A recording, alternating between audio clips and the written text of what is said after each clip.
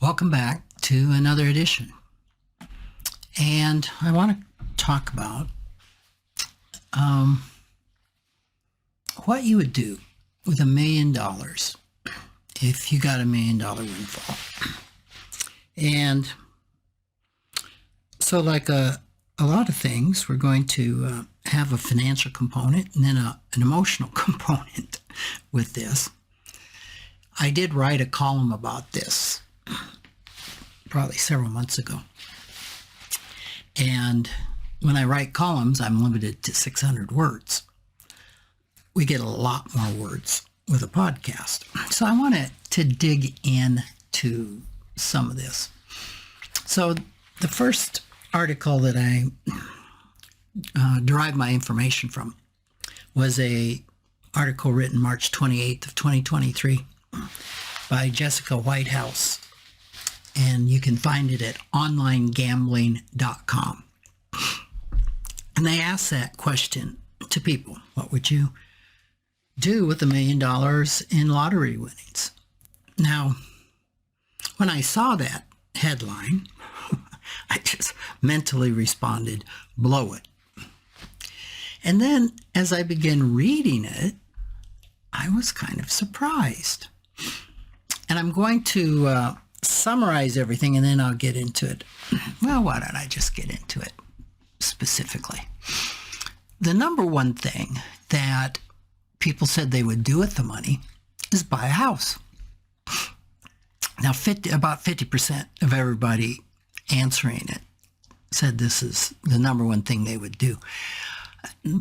Of course, that's an average, and when you break it down between men and women, just over 64% of women said they would buy a house, and 36% of men say they will buy a house. And the age group that typically was answering this in the affirmative was in the 27 to 42 age group. Well, this makes a lot of sense. That younger people would be more interested in buying a house, and it's possible the older respondents to this may have either had a house, but that wouldn't keep somebody from saying, oh, I'd buy a house because I'd want a bigger house. But that was number one, and who can argue with buying a house? Seems to be pretty logical. The second most popular thing was to invest it. Now, it was a distant second. From 50% that would buy a house, it was 17% that would invest it. And this was more common among men. 23% of men said they would invest it. 9.5% of women said they would invest it. It was also the least popular answer amongst the older demographic. So the younger a person was, the more inclined they would be to invest it. And I'll make up a story that that's probably because the younger you are, the less you have, the more time you have versus the older you are. It could be some of the older respondents felt they had all they need or felt they had very little time left and wanted to spend it in other ways. But it was, amongst all the options, the second one. The third most popular was to pay off debts. Paying off student loans were huge among these, and it was 13% of everybody that would pay off debts. 16% of women would pay off debts. 10% of men would pay off debts. So, of the top three, all of them make sense financially. Nobody's saying they'd blow it.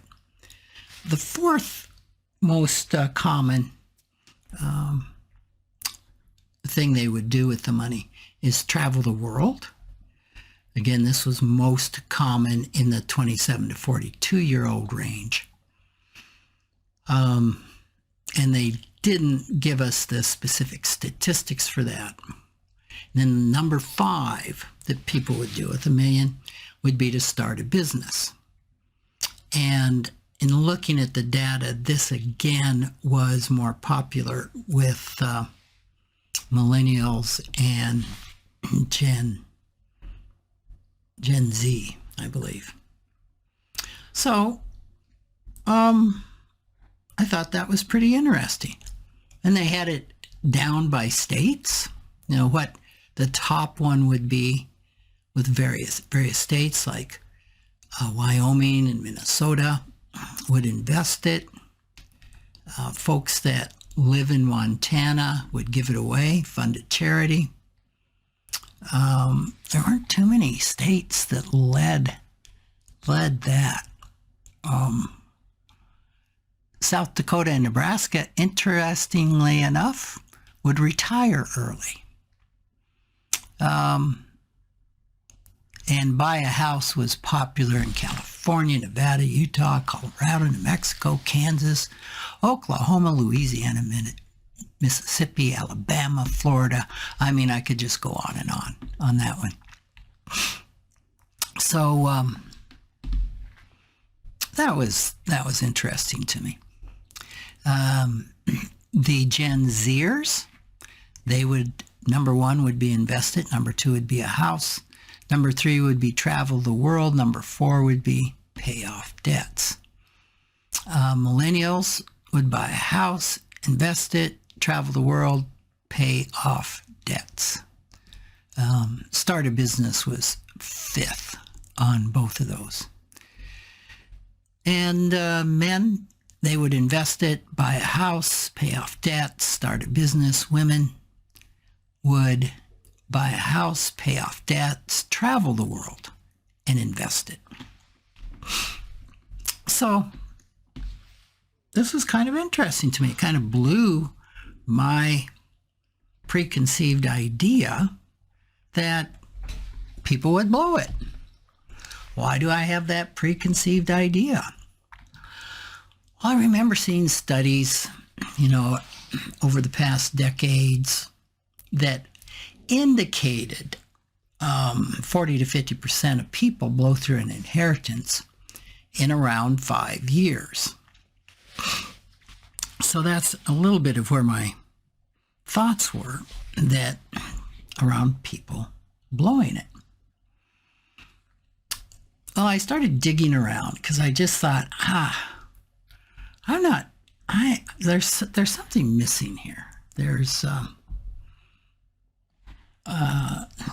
got to be another aspect to this that I was missing.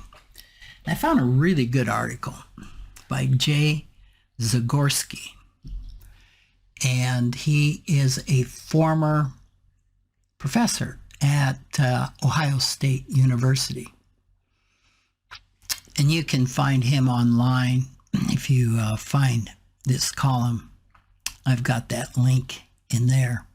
He wrote an article, winner of 1.5 billion Powerball faces long odds, but even longer odds of keeping it. And he posted this in a blog on January 12th, 2016. Now, in looking for this, I just thought, sounds like a little confirmation bias. I didn't want to believe that people would actually do smart things with the money. I hope that wasn't the case, but it's just, there was something I really wanted to research on it. So in his research, he summarized that his data suggests many people quickly spend any unexpected windfalls. All right. He said other studies found that instead of getting people out of financial trouble, winning the lottery got people into more trouble, since bankruptcy rates soared for lottery winners 3 to 5 years after winning. All right. This is a little bit of conflicting data. So my need for certainty couldn't stop there. Like, okay, what's going on here? Zagorski cited a paper that was written in 2001 by Guido Imbens, I-M-B-E-N-S, and Bruce Sacerdote, S-A-C-E-R-D-O-T-E, and statistician Donald Rubin. And they found that lottery winners saved only 16 cents of every dollar won. All right, what does saved mean? Because we know, I think it was 13% of the people in the survey, well, 17% of the people in the survey would invest it. Well, if investing is saving, that would be spot on. But to make that stat work, we'd have to assume that buying a house was not saving money. And we'd have to assume that paying off debts wasn't saving money. So I don't know exactly what they meant with that. And they pointed out that overall research shows lottery winners and people getting windfalls spend or blow through much of the money. All right. Well, so when I think of spend, I don't think of buying houses. I don't think of investing, of course. I don't think of paying off debt, but maybe they do. But if they spent the money in that way, I doubt that so many people would be going bankrupt or would be out of money in 3 to 5 years. So what, a lot of this, we've got to try and lean into it and see what was meant by these words, what was tracked. Now, admittedly, by the first survey, well, 80% of people would buy a house, pay off debts, or invest it. That means 20% of them would, I think, arguably by anybody's definition, spend it. It included money to travel the world, start a business, which you might say, well, isn't that investing? Well, it isn't a safe investment, depending on stats you follow. Most businesses that are started fail by 7 years, 10 years, etc. Just like I'm guessing only 1 in 5 people is built to own real estate, it's probably less who have the capacity to run a business because there's so much involved. So I wouldn't say starting a business is a conservative thing, but for some it could be great. Giving to charities, well, that's really helpful to communities in the world, but it's still spent. They still don't have that. Buying luxury vehicles is in there, getting cosmetic procedures. Buying a private island was listed many times, and going into space. So all of these are spending activities, again, except starting the business, which typically doesn't end well. So that's easy. But if 80% of everything is invested in things that build wealth, how do you end up going bankrupt in 3 to 5 years? Well, the factor that Zagorski describes pretty clearly and understandably is the impact that taxes have on lottery winnings. $1 million jackpot, you're probably going to pay,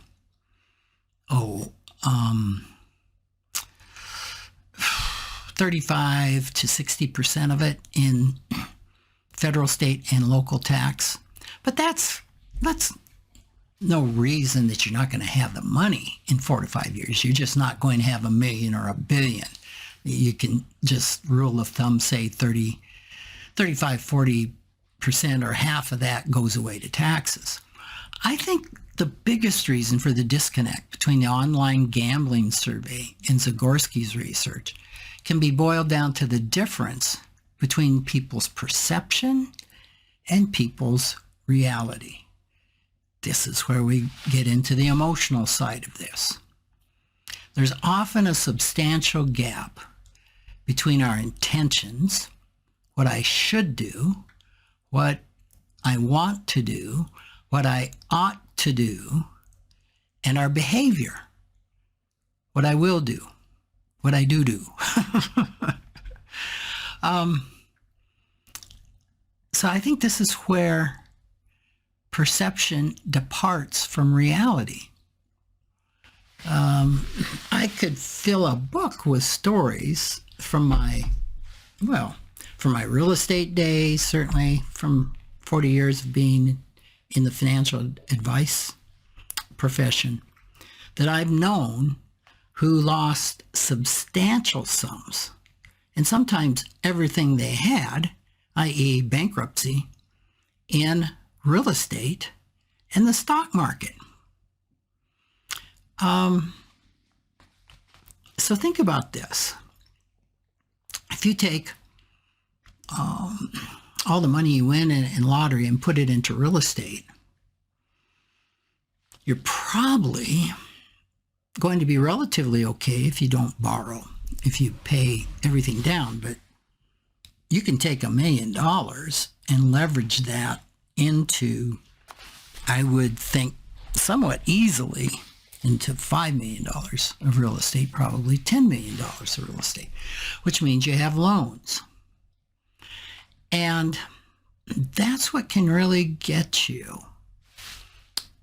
And I know that all too well. I think I've probably told the story before. In the 80s, in our town, we have a military base, and the B-52s left, and it was a 2-year gap before the B-1s came in. We had 25% vacancy rates almost overnight. And I remember during that time, I had a $1,500 a month negative cash flow. And this was back, trying to remember, maybe the 80s. $1,500 a month negative cash flow if everything was rented. And I remember one of my mentors saying, in the long run, investing in real estate will work out, but you've got to be around for the long run. And that's the problem. Typically, people over-leverage themselves in real estate, or they buy into commercial properties or residential apartments that require real expertise to manage, and they can get themselves into trouble. And the same thing with the stock market. If you think of some recent things like the GameStop phenomena, BlackBerry, where these stocks went from dollars a share up to double digits, even triple digits per share. And you get involved in one of those, I want to say scams, but, or say cryptocurrency. Well, that's investing it, but not really. It's speculating. And a lot of people think speculating is investing. So you can easily lose it all. And then in the stock market, you can also borrow. It's called margin. So you can take $1 million, you can buy $2 million worth of stocks. Or you can put it in the futures market, or you can take $1 million and control $100 million of a commodity. Like a 1% move, and you've lost your million. And this is often what people are drawn to when they think of investing in real estate or the stock market. Same thing with buying a home. That's investing in real estate. Typically, you'll see a person kind of put a minimum down on a home and buy a home that's way more than they could have afforded in the past. Well, you got the money now, right? And the problem becomes if they put 80% of their winnings down on this house and they have a big mortgage, they blow the rest of it pretty soon. Where am I going to get the cash to keep the maintenance and pay the taxes on everything to keep this house up. And often they can lose the house. So I thought, okay, this is making a little more sense, because we got a lot of oughts and shoulds around what I should do and then what I actually do. Because remember, the first part of this survey was, what would you do with $1 million? We don't have the data that says what they did do with $1 million. So I suspect 50% didn't go out and buy a house, and 17% didn't invest it. And when they did, it may not have been prudent or with knowledge. So that, as I thought through this, that really kind of connected all the dots, especially the perception and the reality. What I say I'm going to do and what I actually do. So both the academic research and the stories of of various lottery winners that I've read suggest people quickly spend through inheritances and windfalls, regardless of their perceptions or their best intentions. And this is why my friend Susan Bradley, who's author of Sudden Money and started the Financial Transitionist Institute, suggests a person should get professional help to process the huge life transition that presents itself when you have a sudden money event. And a sudden money event certainly is a lottery, winning a lottery, but it's also getting an inheritance or a huge signing bonus. Susan works with a lot of NFL players. Anything where you get what is a lot of money to you quickly. And a lot of money to you is not specific to dollar terms. For somebody, it could be 100 million, and another person it might be 10 million, and another person it might be 1 million, and to another person it could be 10,000 would be a sudden windfall. So she suggests that a person goes into a decision-free zone, the DFZ, where you put the money safely in the bank and you take some time to really align your perceptions with the reality of your current financial status. Because most people are not trained, are not emotionally ready to handle a windfall, to handle money like this. And so there's a lot of reading a person can do. Susan has a website, Financial Transitionist, with people that she has trained in a financial transition. Because everything in your life it doesn't have to change, but it's going to change. It's going to change. And it's getting ready and preparing for that and having good support as you go through that. It's a time of passage when things can be kind of topsy-turvy before you come out on the new normal side. So you can do some wonderful things with sudden money, with windfalls. You can even spend some of it. And it takes some knowledge to do things with it where it won't be wasted or it won't take you to financial ruin. I've said this before. I used to have a lady who worked for me, And she, at that time, I think she made $45,000 or so, and she was the breadwinner for her family. She was, I think when she worked for me, she was in her 60s, maybe older. And she won $300,000 in a lottery.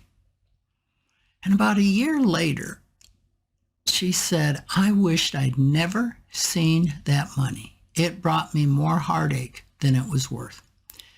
I also remember early on, she was just angry. She came in and said, do you know they took 1/3 of my money? I said, well, yeah, that sounds about right. Oh, I'm not rich. I'm not a rich person. I make $45,000 a year. And I said, well, you were rich the year you won it. The tax code measures wealth and your annual income. So that was something she never knew. She just assumed you had to be worth $1 billion to be taxed heavily. Well, and didn't understand it was tied to income. So that produced a lot of frustration for her, and anger and sadness, and then just all the emotional issues and family issues that the rest of the money caused. So it's really, really important to prepare for that and to get good counsel. And most people don't. It could be all sorts of biases, all sorts of emotional things that keep me from asking for help. It can be a lot of financial trauma that would keep me from reaching out. It could be confirmation bias, where I have a set thing I'm going to do. I'm going to take all the money. I'm going to go into business or whatever it is. And anything saying to the contrary is pushed aside. Why? We've explored this before, probably because of a fear of being wrong. So we can go on, and probably, and this is self-serving, I guess, the best thing a person can do when they come into a windfall is to hire a financial therapist to really help them work through the issues and consider all of the options and the consequences of the money before they do a thing with it. Because there's all sorts of people out there that are there to separate you from your money. So I would encourage you to send a copy of this podcast to anybody that you know that might be receiving a lot of money or anticipating it, and hopefully can help them get things in order so that they don't end up to be that person that files bankruptcy in 3 to 5 years. So thanks so much for joining me, and I look forward to talking with you next time. Take care.